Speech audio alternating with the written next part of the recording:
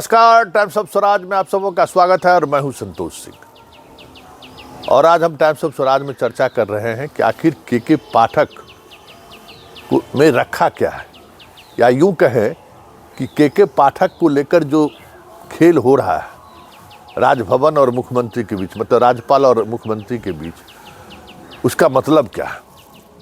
देखिए, पिछले 3 दिनों से हर शाम दीपक प्रसाद या दीपक कुमार कहिए, पाठक के तबादले की फाइल लेकर सीएम के पास पहुंच रहे हैं और बाकी सब बातें होती हैं, लेकिन जैसे ही पाठक के हटाने की बात होती है सीएम उठकर चल देते हैं, बिना कुछ बोले हुए, बिना कुछ कहे हुए।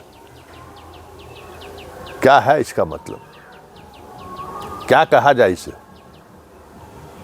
क्योंकि जिस तरीके से राजभवन और सरकार के बीच तल्खी बढ़ रही है, और वो भी एक अधिकारी की वजह से, और सीएम उस अधिकारी के साथ इस तरीके से खड़े दिख रहे हैं, मतलब क्या है?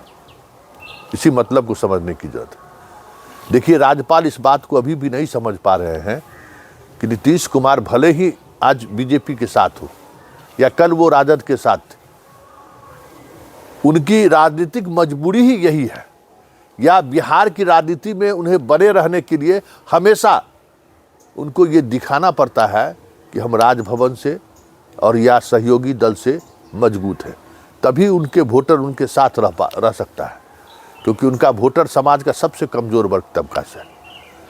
और ये सब कुछ समझते हुए भी राजभवन जिस तरीके से के पाठक को लेकर लगातार सरकार की आलोचना पहले करते रहे हैं, अब तो फ़ोन करके चीफ सेक्रेटरी और मुख्यमंत्री आवास में कह रहे हैं कि पाठक को हटाइए, यह अराजकता फैला रहा है। ये भी बात है कि मीटिंग में नहीं आइए तो एफआईआर दर्ज हो जाएगा।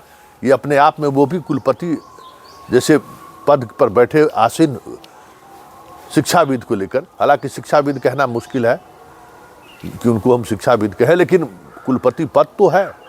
आप एफआईआर दर्ज कर देते हैं इसलिए कि वो नहीं आ पाएंगे। और हद देखिए, यह जानते हुए कि शिक्षा विभाग या सरकार के आदेश पर बैंक में अकाउंट बंद होता है, खुलता है, राजभवन से चिट्ठी जाती है बैंक को, कोई बैंक नहीं माना। ये अलग बात है कि कई जिलों में, कई जगहों पर जो एफआईआर दर्ज हुआ है वो अभी जांच में है। एफआईआर दर्ज नहीं हुआ है, उसमें मुजफ्फरपुर भी है, दरभंगा में भी जांच ही चल रहा है, सब जगह जांच ही चल रही है कि किस आधार, जो आधार है एफआईआर दर्ज करने का, वो आधार मजबूत है कि नहीं है, ये भी है।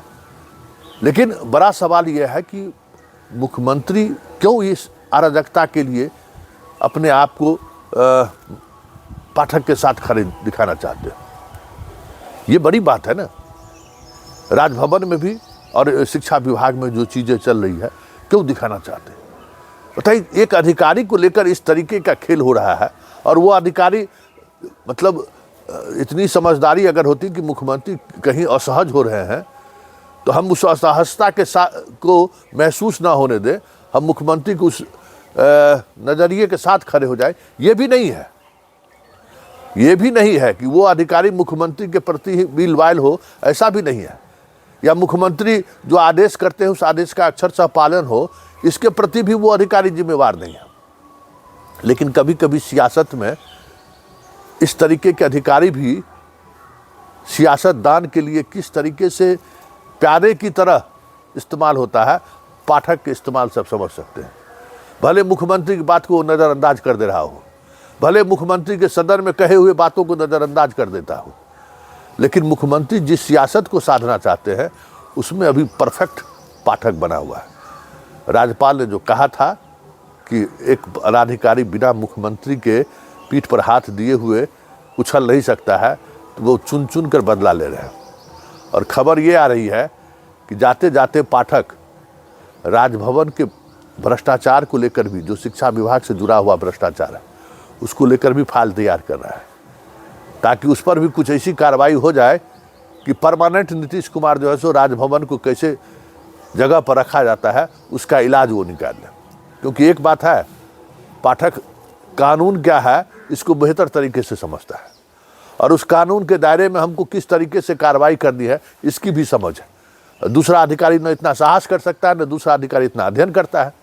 तो नीतीश कुमार भी चाहते हैं कि राजभवन और सरकार के बीच जब कभी वाइस चांसलर या बाकी चीज़ों को लेकर तल्खी होती है, तो उस तल्खी में हम कैसे इस्तेमाल कर सके उन प्रावधानों का, उस पर भी काम चल रहा है। तो वाइस चांसलर के स्तर पर जो खेल हो रहा है, हो ही रहा है। राजभवन के स्तर पर जो बहुत सारी चीज़ें हो रही हैं, उस पर भी पाठक की नज़र है, और सीएम भी चाहते हैं कि जाते जाते उसको भी एक पाठक शक्ल दे दे, ताकि आने वाले समय में माकूल जवाब दिया सके।